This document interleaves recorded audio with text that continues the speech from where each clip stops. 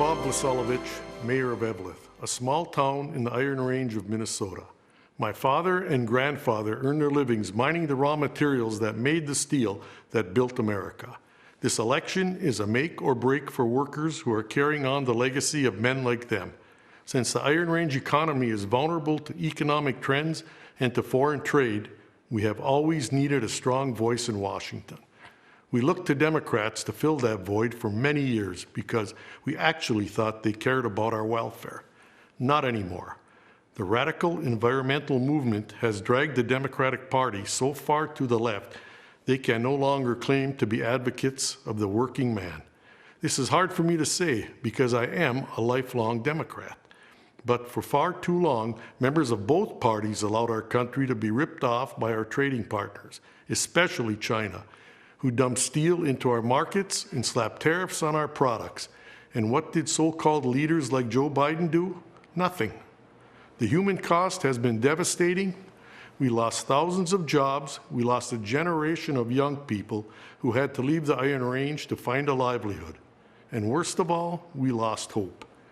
Then something unexpected happened.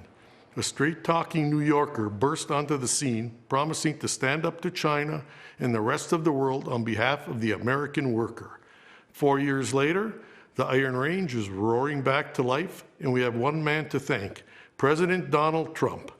He made good on his promises by cutting our taxes, rolling back senseless regulations, and delivering trade deals that put America's interests first. But the fight is not over.